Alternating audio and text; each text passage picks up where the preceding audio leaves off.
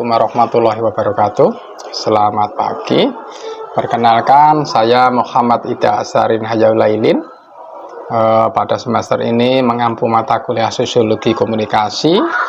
Saya sudah mengabdi di UNI menjadi dosen kurang lebih 15 tahun silam. Dan pada semester ini mengampu mata kuliah Sosiologi Komunikasi. Mata kuliah ini berkode KKIK 42215 dan perkuliahannya dilaksanakan setiap hari Selasa pada pukul 7.30 sampai 10.30 di ruang Ilkom 102. Mata kuliah Sosiologi Komunikasi itu bertujuan atau capaian pembelajaran yang diharapkan itu adalah mahasiswa mampu menganalisis berbagai persoalan sosial dalam kehidupan bermasyarakat, membuat rancangan penelitian dalam ruang lingkup sosiologi komunikasi, serta mampu menyajikannya sesuai dengan fakta dan norma. Sesuai dengan CPL Prodi Ilmu Komunikasi, maka mata kuliah ini juga terbagi CPL-nya. Kalau dari sisi sikap itu sesuai yang dicantumkan di Prodi Komunikasi, itu pada sikap pertama sampai ke 8 itu terpenuhi, mulai dari bertakwa kepada Tuhan Yang Maha Esa, menjunjung tinggi nilai kemanusiaan, berkontribusi pada peningkatan mutu kehidupan, kemudian menghargai keanekaragaman budaya, sampai pada menginternalisasi, menunjukkan perilaku yang sesuai dengan sikap, norma, dan etika akademik. Kemudian dari sisi penguasaan pengetahuan, yang utama adalah mahasiswa diharapkan menguasai konsep kaitannya dengan integritas akademik terkait dengan hal sosiologi komunikasi. Kemudian juga menguasai konsep teoretis dalam keilmuan komunikasi secara umum dengan tetap berpijak pada budaya bangsa serta mengutamakan kepentingan masyarakat. Kemudian yang lebih utama lagi adalah memiliki kemampuan penelitian di bidang sosiologi komunikasi untuk menunjang proses pembelajaran. Kemudian kemampuan umum yang diharapkan dari mata kuliah ini, tiap mahasiswa itu mampu menerapkan pemikiran logis, kritis, sistematis, dan inovatif dalam konteks pengembangan atau implementasi ilmu pengetahuan dan teknologi yang memperhatikan dan menerapkan nilai kemanusiaan yang sesuai dengan bidang keahliannya. Dalam hal ini adalah sosiologi komunikasi. Kemudian kemampuan umumnya yang kedua diharapkan ketika mahasiswa mempelajari sosiologi komunikasi, maka mereka mampu menunjukkan kinerja yang mandiri, bermutu, yang terukur. Dalam hal ini diwujudkan dengan tugas dengan membuat sebuah karya tulis ilmiah yang akan dipertanggungjawabkan secara pribadi. Kemampuan umumnya juga mereka diharapkan mampu memelihara dan mengembangkan jaringan kerja dengan dosen, dengan rekan mahasiswa, baik di kampus UNIM dan di luar UNIM. Kemudian keterampilan khususnya yang utama itu diharapkan ketika mengambil mata kuliah ini, mahasiswa itu mampu beradaptasi, bekerja, berkreasi, berkontribusi, dan berinovasi dalam menerapkan ilmu pengetahuan dalam kehidupan bermasyarakat, serta berperan sebagai warga dunia yang berwawasan global. Terkait dengan mata kuliah Sosiologi Komunikasi yang saya ampuh pada semester genap tahun akademik 2022-2023. Terima kasih. Assalamualaikum.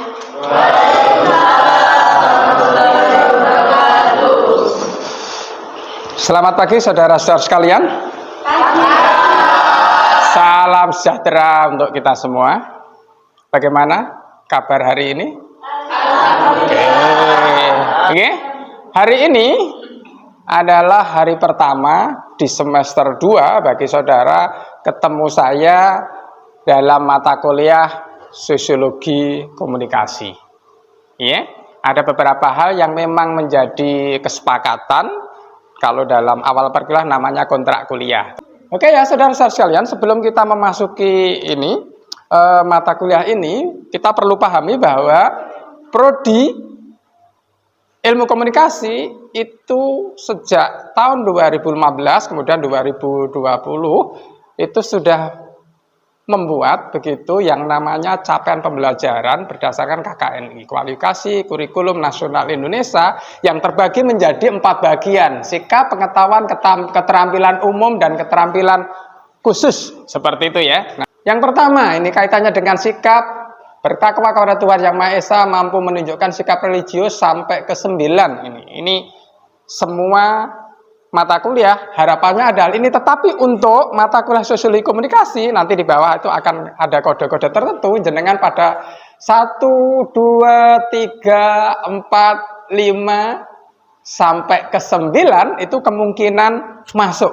Kemudian yang kedua adalah kaitannya dengan pengetahuan atau ini penguasaan pengetahuan, mulai dari menguasai konsep integritas akademik, iya, memiliki pengetahuan, iya, teoritis sudah ini. Kemudian ini capaiannya adalah mampu menganalisis berbagai persoalan sosial dalam kehidupan bermasyarakat, membuat rancangan penelitian dalam ruang lingkup sosiologi komunikasi. Makanya nanti tugas akhirnya UAS-nya saudara itu diharapkan membuat satu proyek begitu, tugas yang tidak menjawab soal seperti ujian, tapi saudara itu membuat satu karya bersifat ilmiah yang ada kaitannya dengan sosiologi dan komunikasi. Kita coba berbicara konsep dasar saja karena nanti ya ini karena pertemuan pertama. Jadi kita mulai dulu dengan filsafat fisiologi sosiologi komunikasi. Kalau kita berbicara filsafat begitu, maka kita harus mereview begitu, menarik pemahaman kita ke belakang begitu. Yang awalnya itu adalah filsafat sebelum Yunani begitu ya. Nah, ini sebelum Yunani kuno, kemudian Yunani kuno abad pertengahan ini. Tetapi mari kita review ingatan kita sebelum Yunani kuno itu biasanya orang itu sangat percaya dengan yang namanya mitos. Orang yang tinggal di daerah gunung maka percaya bahwa alam sumber kekuatannya berasal dari api, gunung berapi seperti itu.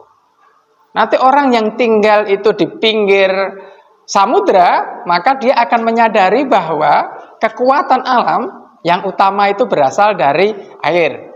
Makanya akan muncul mitos-mitos kaitannya dengan dewa. Ada dewa api, ada dewa dewa yang di air. Itu dalam mitologi Yunani, tapi dalam mitologi Jawa, kemudian dalam filsafat India juga muncul, sebutannya aja yang berbeda. Nah, ini ya, mistik adalah sebuah fenomena fisika yang sebenarnya sudah ditemukan oleh para mistikus beberapa tahun yang lalu. Ini yang menjadi masalahnya. Nah,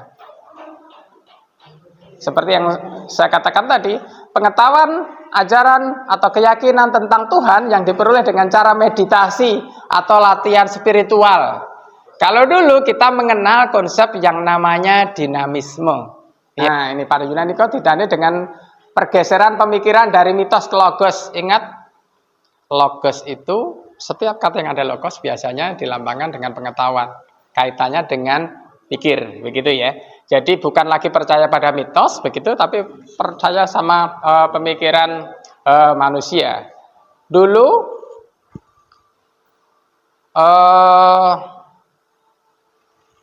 bumi itu dianggap datar. Gitu kan? Nah, maka pada masa Yunani sudah muncul bahwa bumi itu bulat. Dulu tidak ada konsep bagaimana dengan rumus atau ilmu kaitannya dengan gravitasi. Tetapi ketika ada seorang filsuf itu memakan apel, apelnya terjatuh, maka muncul begitu ya teori gravitasi kaitannya dengan itu. Nah, kemudian ini filsuf itu mulai mencari penjelasan rasional atau prinsip dasar melandasi gejala-gejala alam. Pada abad pertengahan, ini pemikiran filsuf yang bercirikan pada teosentris, berpusat kepada kebenaran wahyu Tuhan. Thomas Aquinas, Santo Benaventura, yang merekonsiliasi akal dan wahyu. Pada abad pertengahan ini mulai muncul gerakan yang akhirnya dalam agama Kristen itu muncul gerakan Protestan.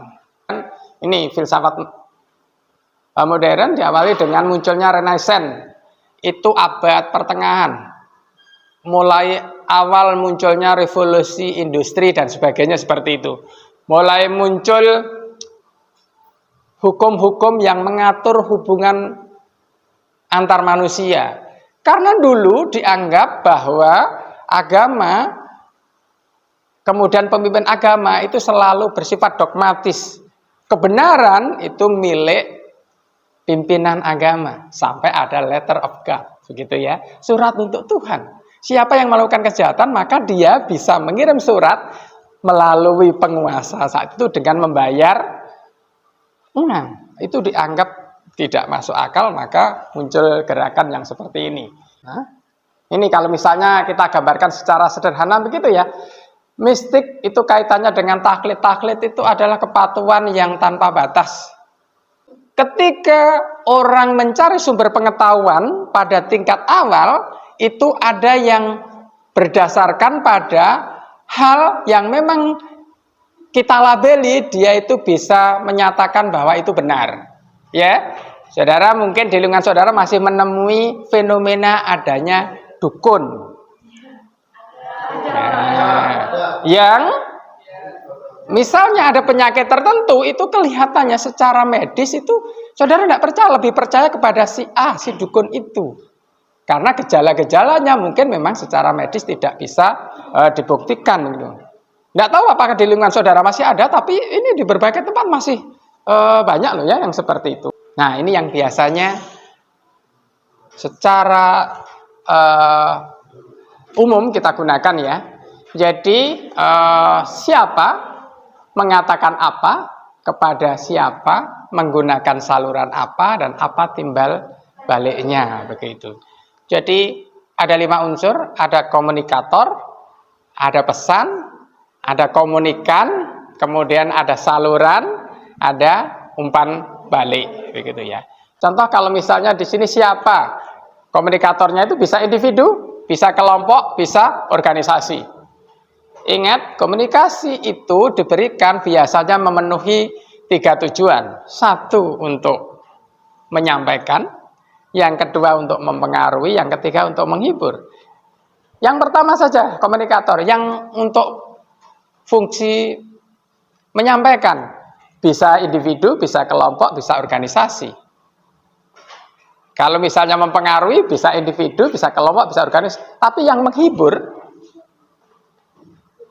rata-rata adalah individu, mungkin kelompok masih memungkinkan karena saudara menemui ada kelompok hiburan seperti itu. Tapi kalau organisasi sifatnya menghibur, agak sulit kita temui seperti itu ya. Pesannya bisa pengorganisan simple atau kompleks.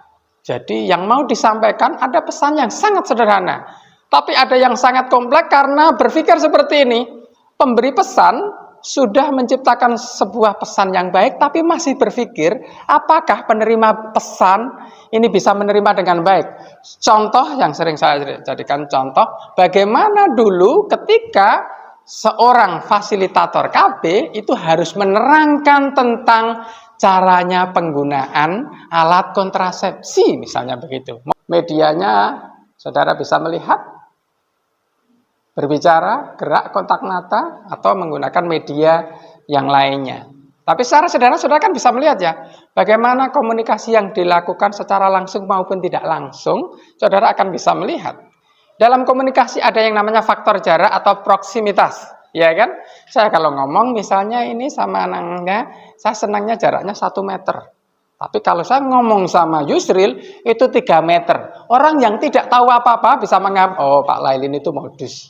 Orang tidak berpikir bahwa ketika saya menjalin komunikasi sama Yusril, saya itu 3 hari 3 malam belum mandi. Jadi saya menahan agar dia tidak pingsan gara-gara saya ajak ngobrol terlalu dekat terus membawi saya.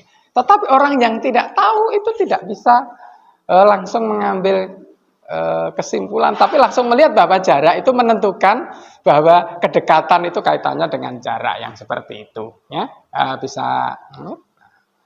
Lanjut saja ya. Ini kalau misalnya model Shannon Weaver, ini adalah hebatnya ya, komunikasi itu yang ahli-ahli yang menciptakan itu tidak ada yang latar belakangnya dari ilmu sosial, rata-rata dari teknik. Dan justru itu dia bisa menciptakan model. Ada sumber, ada saluran, ada perintah-tujuan. Kemudian ini yang dijadikan riset awalnya itu adalah kaitannya dengan penggunaan media radio, ada noise, gangguan. Tetapi dalam proses komunikasi kita kan juga mohon maaf, kadang hal-hal yang tidak kita prediksi bisa menjadi gangguan. Ketika kita berkomunikasi, tiba-tiba lampu mati, sementara dalam komunikasi yang kita lakukan kita membutuhkan media yang memerlukan saluran listrik. Maka kita menganggap itu gangguan, dianggap mengganggu. Apa yang kita sampaikan, pesannya tidak bisa tersampaikan dengan baik, misalnya seperti itu. Jadi prinsip komunikasi itu, saudara bisa lihat secara sederhana, ada suatu proses, suatu sistem, interaksi, transaksi, dan dimaksudkan dan tidak dimaksudkan. Yang keempat, dimaksudkan dan tidak dimaksudkan itu disengaja atau tidak sengaja. Karena sekali lagi, pesan itu baik, tetapi bisa jadi yang menerima itu tidak baik. Karena apa? Mungkin ada barrier begitu ya. Saya tidak senang sama A. Maka ketika A itu memberikan pesan sebaik apapun, karena sudah ada yang membatasi saya tidak baik sama dia, maka saya tidak bisa menerima pesan yang seperti itu ya, misalnya begitu. Nah, ini ya yang menjadi ranah mata kuliah ini. Jadi saudara bisa melihat yang kita pelajari adalah efek media, ada teknologi maupun telematika, ada proses dan interaksi sosial, kemudian budaya kosmopolitan, kemudian individu, kelompok, masyarakat, dunia, dan ini sentuhannya ada di mana? Begitu. Itu yang jadi sesungguhnya menjadi bahasan kita. Oke, saudara-saudara sekalian, jadi itu adalah konsep dasar yang kita pelajari pada pertemuan yang pertama hari ini. Silakan, mungkin ada beberapa yang mau dikonfirmasi atau ditanyakan, begitu ya.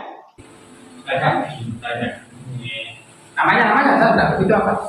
Dimas Bayu. Oh ya, Dimas Bayu ya. Saya mau bertanya, apa sih fungsi sosiologi komunikasi dalam kehidupan sehari-hari itu, Pak? Terima kasih.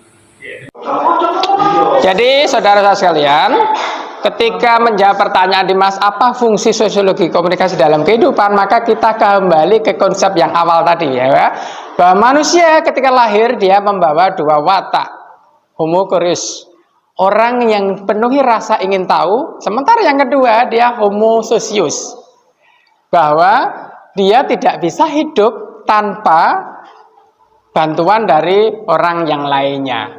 Dengan mempelajari sosiologi komunikasi, sekali lagi dua konsep yang dijadikan, satu yang pertama itu tentang mempelajari sesuai dengan definisi tadi, ada proses sosial, ya kan?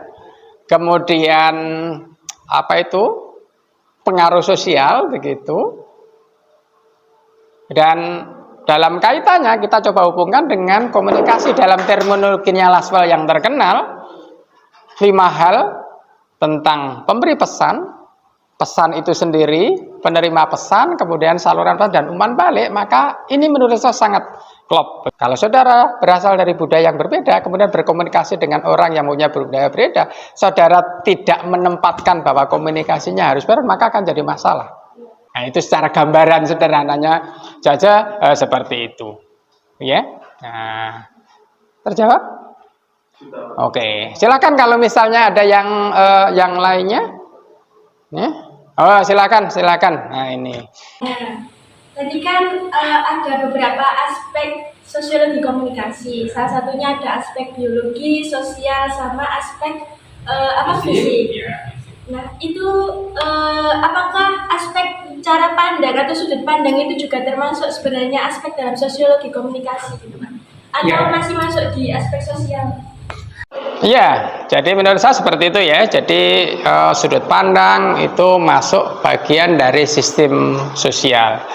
Karena seperti ini, ketika seseorang menggunakan sudut pandang, maka tergantung pada persepsi yang dia bawa. Ingat, persepsi itu tergantung pada memori.